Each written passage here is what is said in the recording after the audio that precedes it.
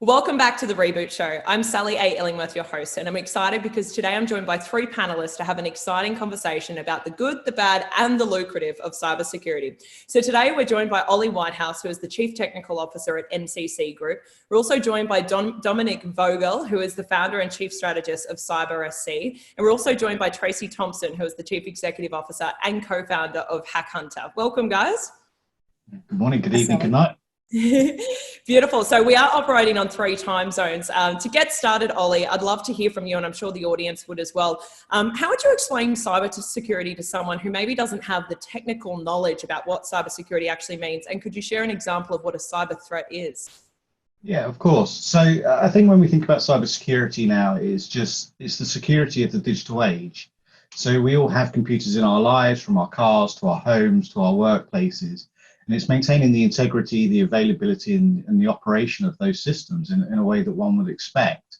And so because everything has become connected and digitized, it's provided new opportunities for threat actors. So in the previous, era, people would have to come into a building, or they would have to come into a country in order to enact a crime or an activity. Whereas now they can launch it over the internet. And so we see actors from of all types. So on one hand, we have nation states who want to break into computers for intelligence purposes. On the other end, we have organized criminals who have worked out that actually making your system unavailable and charging you what seems quite a moderate sum to return it to operation is a very lucrative mechanism of generating money for themselves. So I think that gives you a sense of what it is and the spectrum of adversary that we now face. Yeah, and we're certainly seen over the years that the complexity, if you like, and sophistication of cyber threats is certainly growing and diversifying, which creates new challenges for organisations and general consumers. It'd be great to hear from you, Dom, around your understanding of how, say, the average organisation maybe approaches cybersecurity decisions, because it seems like in many cases there's a lot of this sounds like a good idea and assumptions because there's a lack of understanding. So what are you seeing in terms of how organisations are making decisions? Yeah, absolutely, Sally. I think there's a couple different, lanes or buckets that these organizations fall into. There's some who still view cybersecurity as being purely a technical issue.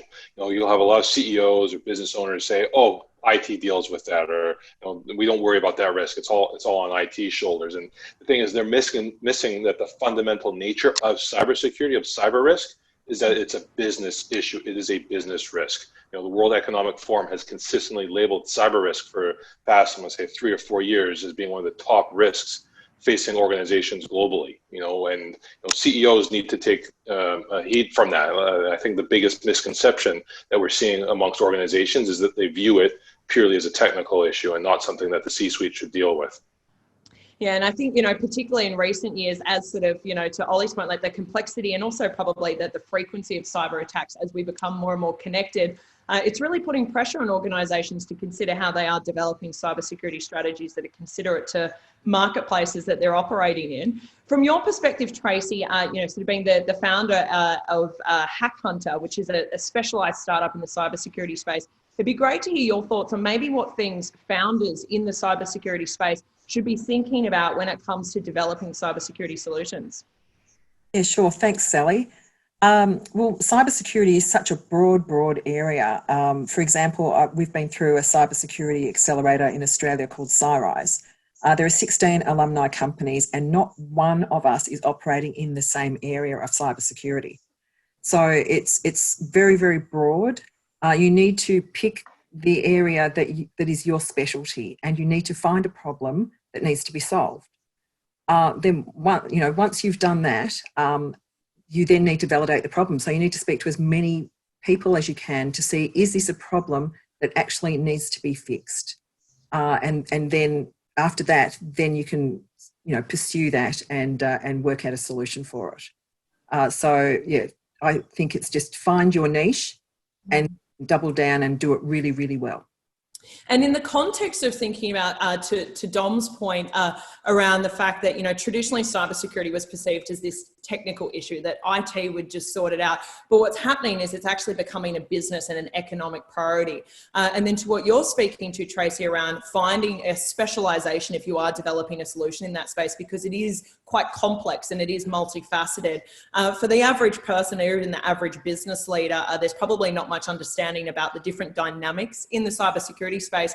It'd be great to hear from you, Ollie, around your thoughts in terms of, as a business leader or just as a business in general, what steps can you take, or how do you even begin to approach the situation where you understand maybe where you need to prioritize cybersecurity in a business, given it is so multifaceted and there are multiple aspects of a business that need to have a cybersecurity strategy around them?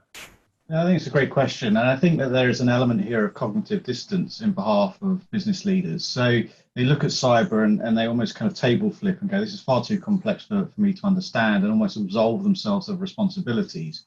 But actually, when we look at other regulated activities, one wouldn't do that with Know Your Customer or anti-money laundering legislation or health and safety, because there are kind of egregious penalties if one was found to be kind of in breach of those. And so when we look at cyber, business leaders should treat it like any other risk. They should make sure that they have strong governance in place, that they have kind of the appropriate controls frameworks, and that they are measuring against those.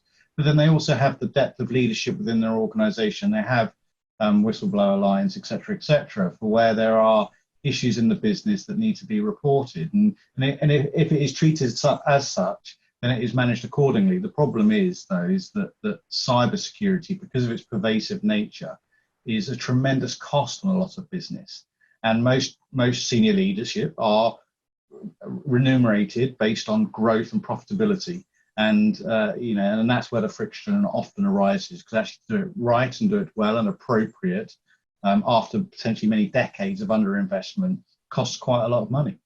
Yeah. And I think you raise a really good point around the investment dynamics. And I think particularly during the COVID period, we've seen in many cases businesses be forced into transitioning to some sort of work from home environment, if you like, or a balancing act there in terms of where their resources are placed. So it'd be great to hear from you, Dom, around your thoughts on, in terms of implementing certain controls to develop some sort of a cybersecurity strategy. I think there's been a lot of pressure on organizations during the COVID pandemic to maybe take cybersecurity a little bit more seriously.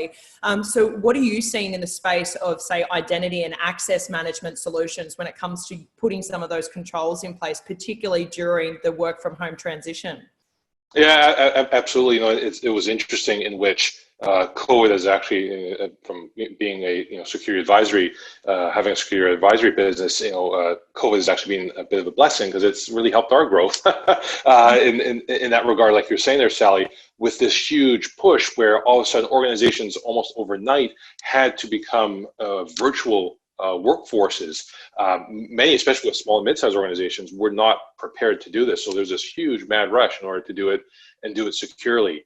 And one of the things which we're really much seeing now is moving beyond sort of that old traditional approach of what was referred to as the network perimeter, where all the IT systems were behind a firewall within an organization. And now that new perimeter is basically a bunch of mini identities. So wherever users and employees are, they are the new identity. So we basically went from having one large perimeter to thousands, hundreds of thousands, millions of different mini perimeters, and I think that's bringing a very new, like you mentioned there, relatively new concept, especially for small and mid-sized organizations, called identity access management. So that making sure that you're really controlling access around the identity rather than traditionally around the network. I think that's COVID has really helped kickstart that, especially with many small and mid-sized organizations. Yeah, and I think particularly even in the context of, if we think about globalization, when globalization started to become a big thing, it offered an elevated level of endorsement to businesses to offshore solutions and offshore resources, if you like. It'd be great to hear from you, Tracie, in terms of, when businesses are thinking about offshoring certain functions of their business, if you like, and leveraging offshore resources, particularly to Dom's point around thinking about how, well, it's no longer just one network, for example, that you're operating in. You're now extending your workforce and operating in a much broader cyberspace. So from a basic networking perspective, what should organizations be thinking about doing when they are operating in multiple networks across multiple geographies potentially? Well, you're Previously, offshoring would have been, the main concern, but as Dom said, now it's everyone. All of your staff are working from home. Your executives are working from home. They're using their home Wi-Fi. They're using their home Wi-Fi router. All the security usually in an organisation has been set up around the corporate office where all the staff mostly are. Now they're working from home. They're actually working outside the corporate security network. The area that I think that they should be looking at is things like access to cloud resources. So most organisations use a lot of SaaS solutions that are accessed via the cloud.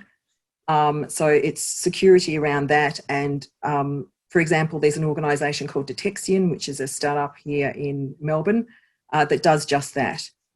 So they help you to manage all of your SaaS instances and to make sure that they're secure. So when someone leaves the organisation, their access is removed, for example. It's something that basically is used by every staff member, whether it's offshore or whether it's your staff members now working from home. And with all of the...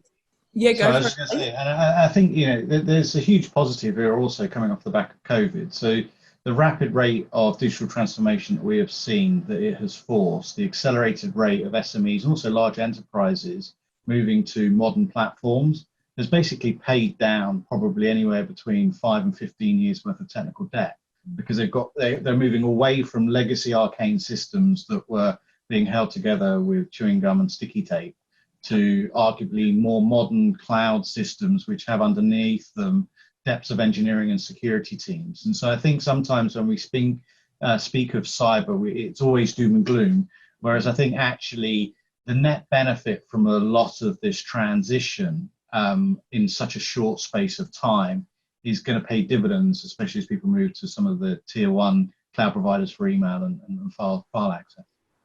Yeah, and I think you raised a good point around sort of, maybe, yes, some of the benefits coming from the COVID situation, because I think, sort of beyond COVID, typically mainstream media will sort of almost refer to cybersecurity as something that is only needs to be seriously considered by large enterprise. But what we're seeing is, particularly with decentralization of data and these changing dynamics for the way in which we work and connect with one another and communicate with one another, I suppose the exposure we have to threats is growing, and it's not just impacting businesses, it impacts individuals in the security of their own homes and so forth. So it'd be great to hear your thoughts on that, Ollie, further to what you've just mentioned around what your thoughts are on maybe how mainstream media paints the picture about cybersecurity, but more importantly, what should leadership be thinking about in terms of how they consider these changing dynamics and what it actually means for them?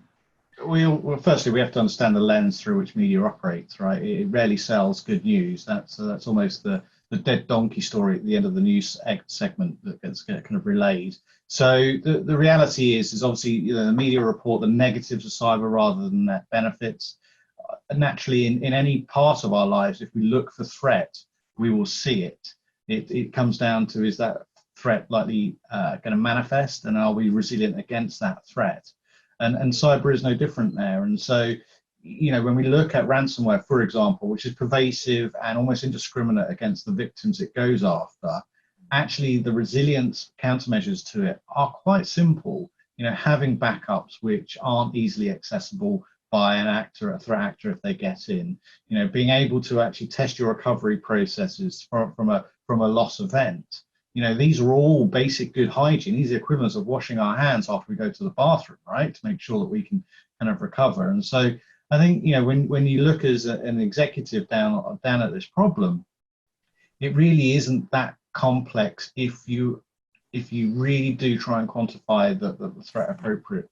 And unfortunately, just most people look at it, feel overwhelmed almost about the possibilities and the types of threats that they will face, and then defer it to the technical domain, where in actual fact it is making sure that that you are doing the basics right. We know today still that patching, knowing what digital assets you have in your business, are they under control?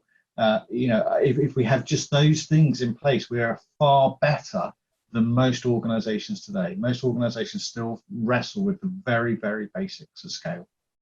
Yeah, I recall actually being at a function several months ago, pre-COVID, with the British Consul General in Sydney of Australia, and it was fascinating with the company Micro Focus and some of the conversations they were having about the fact that so many organisations don't even realise how much, for example, data they actually have at risk in their businesses, because we collect data so aggressively and so passively as well that we often don't know what our exposure is really at the end of the day. So it can be quite difficult to get to a point where we have complete clarity on that.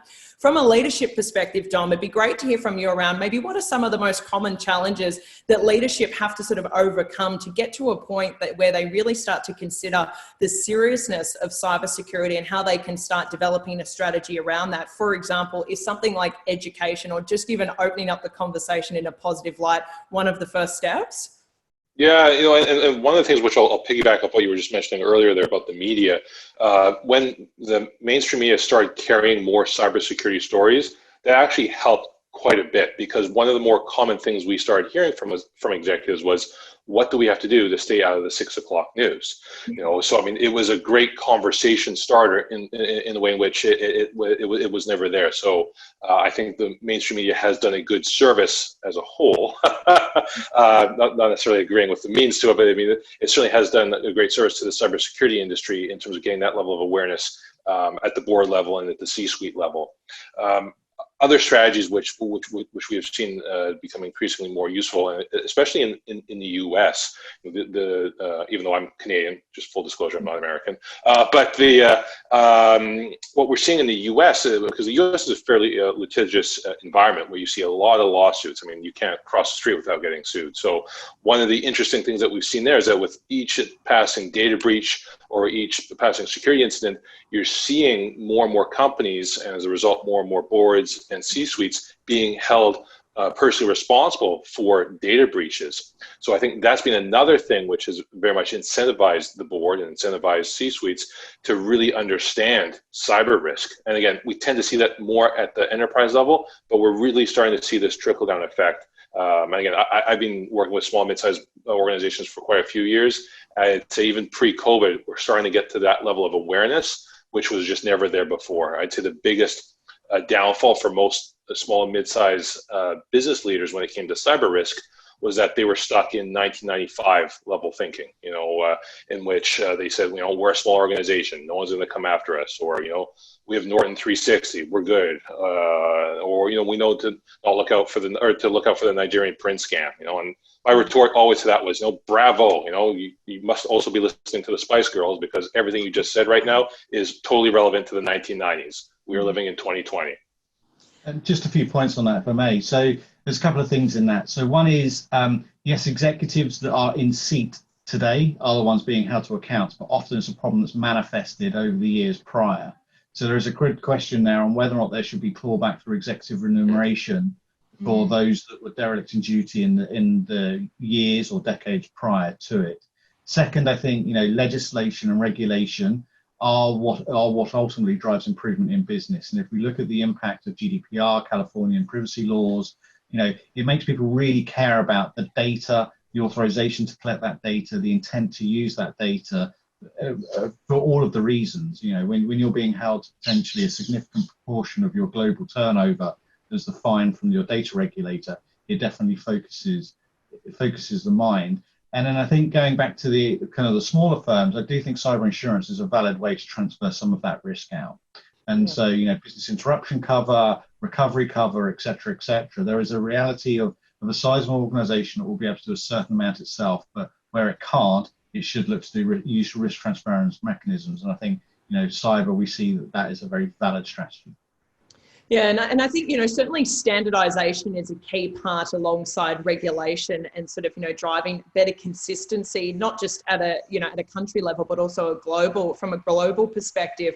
Tracie, it'd be great to hear your thoughts from, say, a startup perspective, where we are seeing, growing demand, if you like, for more specialized solutions as, the industry really starts to try and compartmentalize cybersecurity as a challenge, but also maybe as an opportunity. What role do you think specialization with innovation is actually going to play in terms of helping us maybe develop better standards or actually better address the overall cybersecurity risks that we have? Okay. Well, I possibly have a contrary view. That standards are great, but they are a baseline only. So, and they're usually very general and generic. So they need to be interpreted and put into place,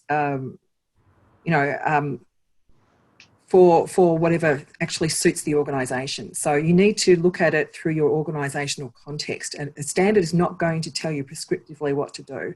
It's going to give you the generalities that need to be done, and then you need to actually implement it in your organisation. So I actually don't see standards and innovation being helping each other. Standards are there to set the baseline for people to put in place to start to protect themselves.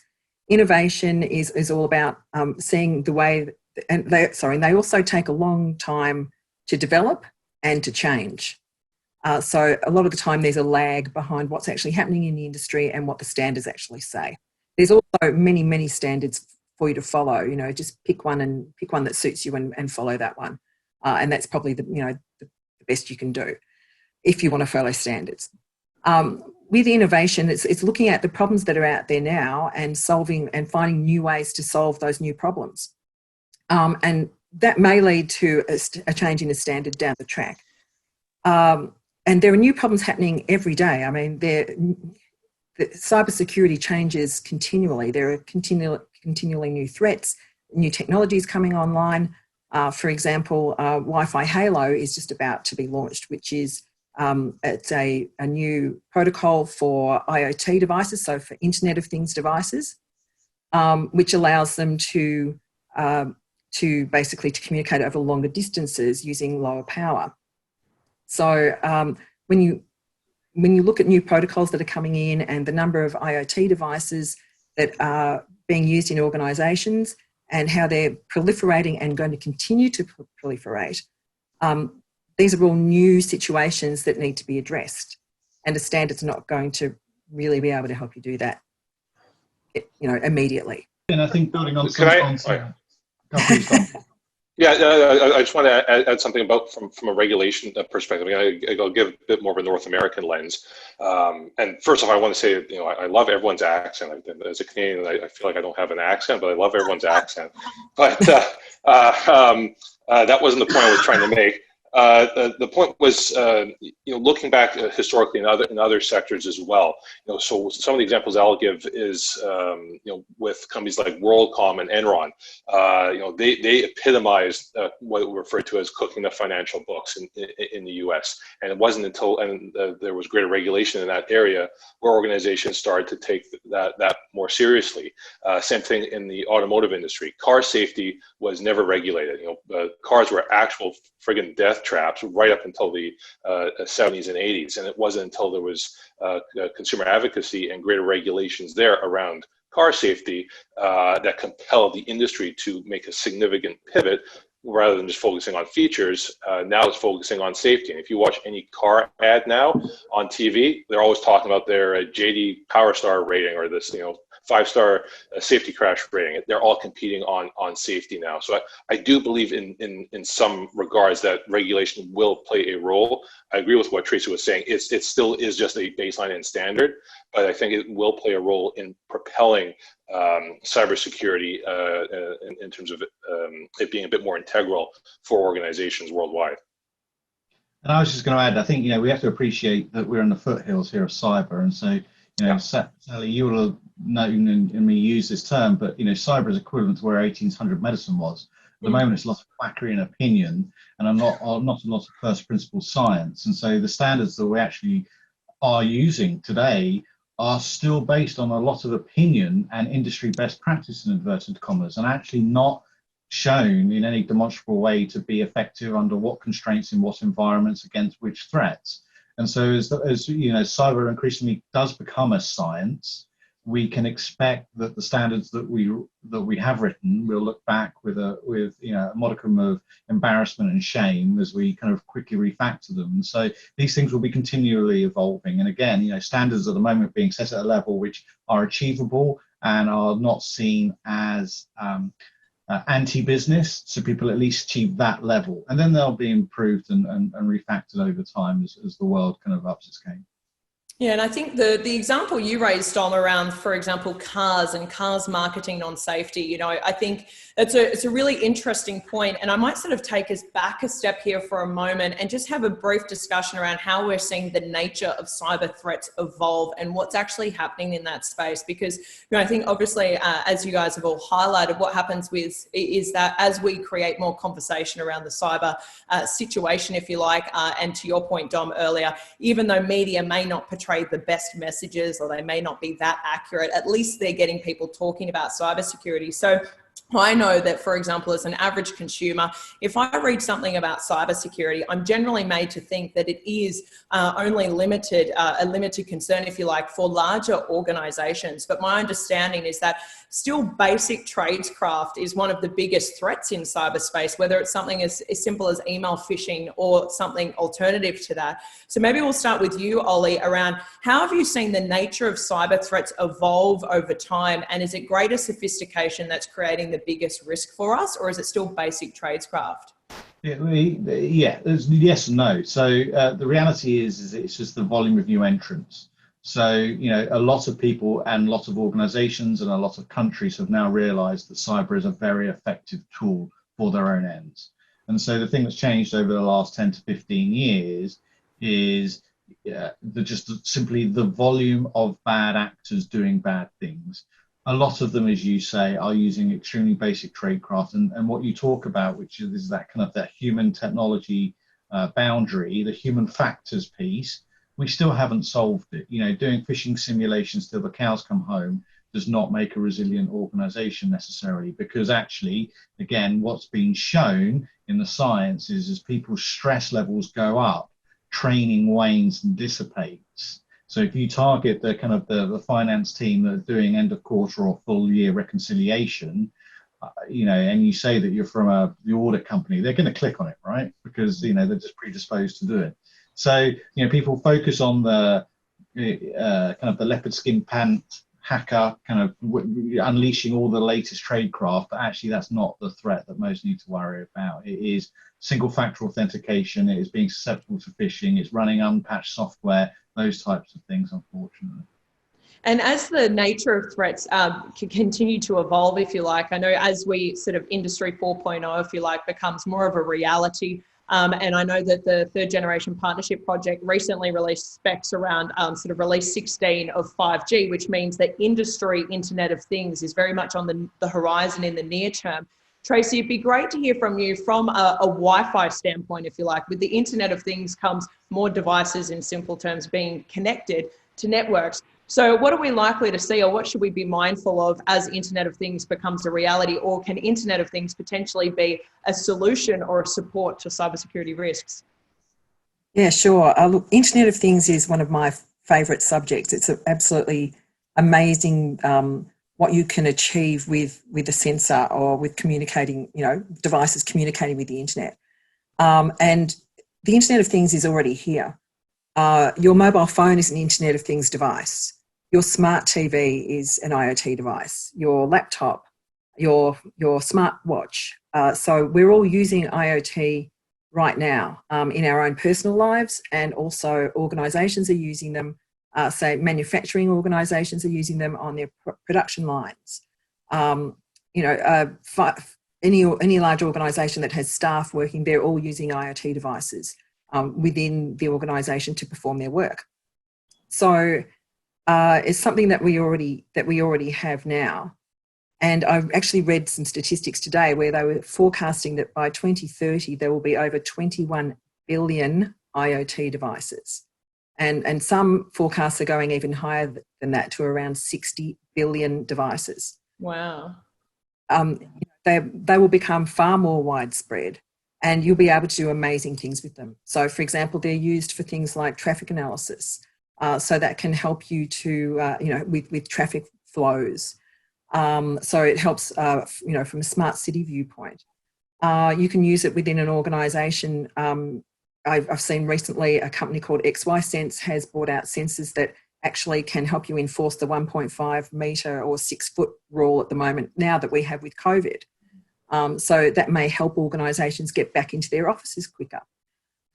So it's amazing horizons and what we'll be able to do with IoT devices, including in the health sphere as well.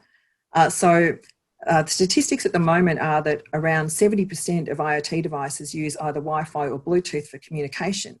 So the devices are communicating data, but they're also using wireless networks like Wi-Fi and Bluetooth to communicate with their control and management systems as well.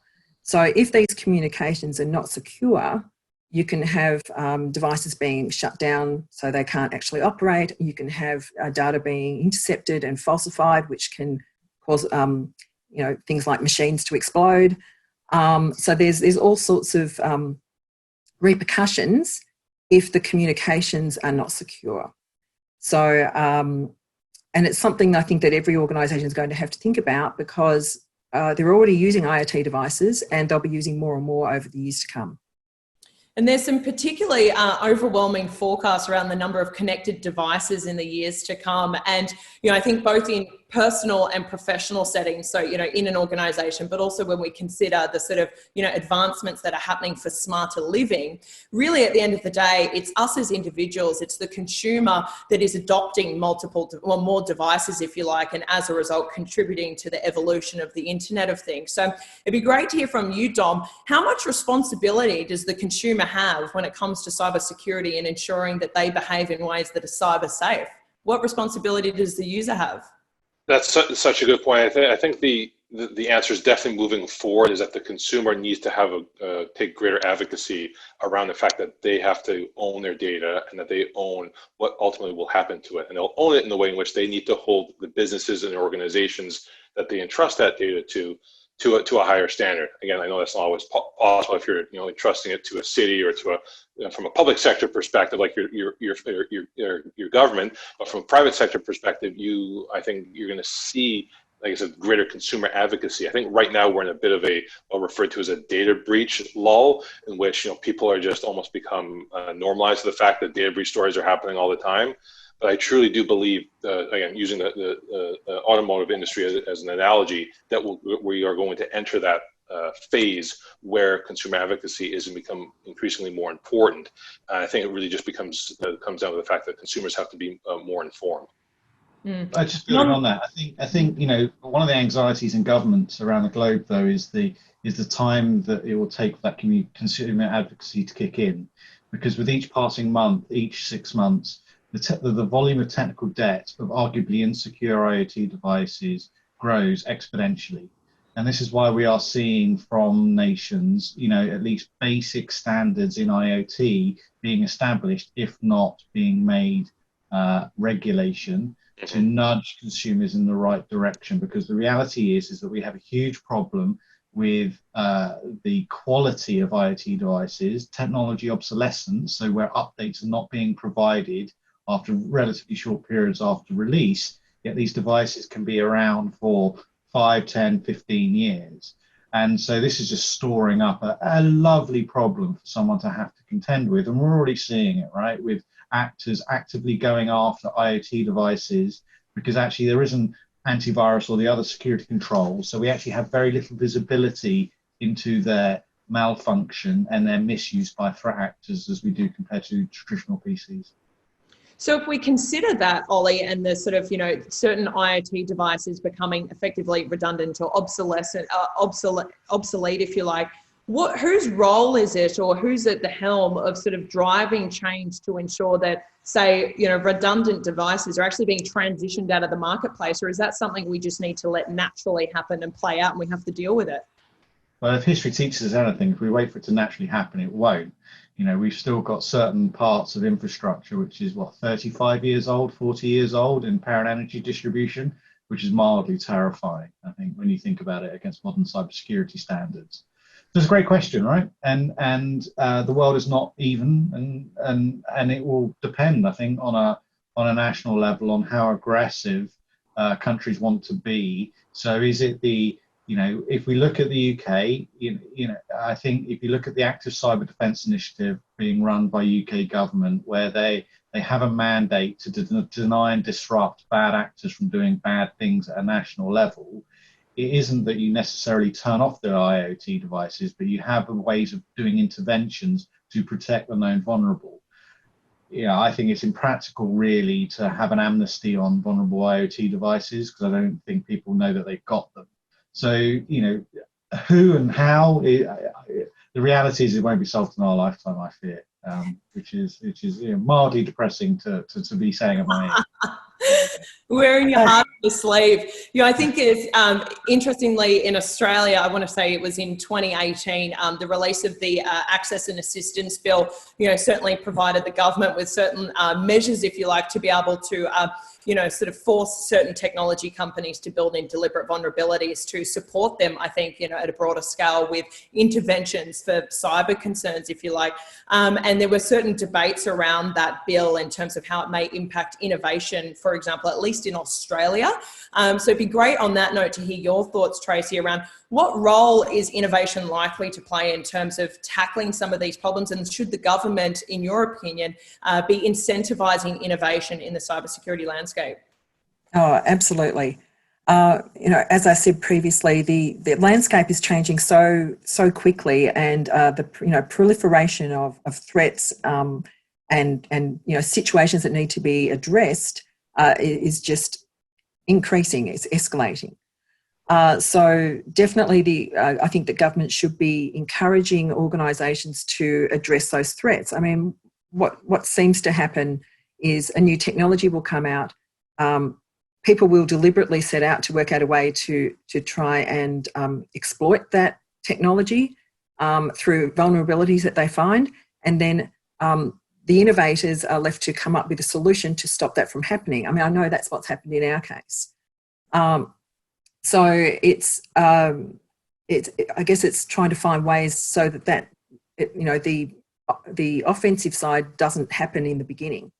So also going back to the IoT that we were speaking about before, there are some voluntary codes that are coming in now for IoT devices to adhere to for security viewpoints, so to bake in the security, if you like. And it's also can be used for marketing purposes. So that's kind of like the carrot instead of the stick of legislation. The carrot to try and encourage the industry to bake in security as they go, and then be able to use that positively as a marketing tool as well. Yeah, and certainly words like, I think, cybersecurity and even innovation to an extent have become, very popular marketing words, if you like, being thrown around. And to Dom's point earlier around the security of cars and how we saw that conversation publicly evolve, I think we'll certainly see that in the cybersecurity space. I am mindful of time, and Dom, I know it's late for you, so we might kickstart with you around, in your opinion, or how do you feel about what the future of cybersecurity may look like? Oh, well, I mean, to Ollie's point as well, I think we're in the grand scheme of things, we're still very early days, and I've been in the field for 15 years, and it's funny in which some of the exact same problems that we were dealing with 15 years ago, we're still dealing with. Like Ollie was saying, basic things like patch management. For whatever reason, with all the quote unquote brilliant people in the field, we still haven't solved that damn problem. So, there's still a lot of stuff that's coming out as quote unquote best practice. Even just a few years from now, it may not be best practice. I know there were things in the past where ISO was best practice early on in my career. Now it turned out it wasn't best practice. Like, it was an example like password complexity. Password length is actually more important than password complexity. So it's going to be interesting to sort of see how this evolves. It's sort of like how doctors in the 1950s, you went in and said you weren't feeling well, they'd say, well, just smoke a pack of cigarettes, you'll probably feel better. Now you wouldn't have that. So I do believe, again, the positive thing in this is that we are still very early on from a maturity perspective when it comes to cybersecurity. It's both exciting and a little bit daunting as well. Yeah. To close out, Ollie, from you, I might ask you, what do you think the future of cybersecurity looks like for governments? Complex, contradictory, and probably unsolvable on their own. And that's the reality is that I think, we're going to have to see more pan-government working groups and internet, like cyber norms are still not established, right? On one end, we've got Russia that feels that they can basically do what they want with impunity, China similarly doing what it wants for intelligence purposes, and then the West, or kind of Western aligned ideal companies taking their moral high position. And so with all of these things, to secure a nation is really hard. We can barely secure an enterprise. We have no way to risk assess a smart city. How do we secure a country? And so, we've got a lot of learning to do. Yeah, I think that's certainly an amazing call out. And as 5G becomes more of a reality from a deployment perspective, smart cities are going to grow at scale, which is going to be a new challenge in and of itself. In closing, Tracie, it'd be great to hear from you around your thoughts on what does the future of cybersecurity look like for founders in the cybersecurity space and people who are building solutions? Look, it's a world of opportunity. Seriously, there are so many areas that still need to be addressed. And there are also huge opportunities where you have very large corporate vendors out there who provide supposedly end-to-end solutions, which are very surface, and a lot of them just don't work. So what that means is that innovators can come in and find a problem that they are not addressing and be able to solve it specifically and make that their niche. Yeah, huge opportunity because as Dom and Ollie said, we are still very much at the beginning. It's both exciting and compelling and a little bit frightening in some aspects as well. But thank you very much to our panelists today, Ollie, Tracie and Dom. I trust the audience enjoyed this conversation as much as I did, and I hope that our panelists did as well. The good, the bad, the lucrative of cybersecurity. Please do make sure that you subscribe to the Reboot Show YouTube channel, and we'll see you on the next segment. Thanks, guys. Thank you. Thank you.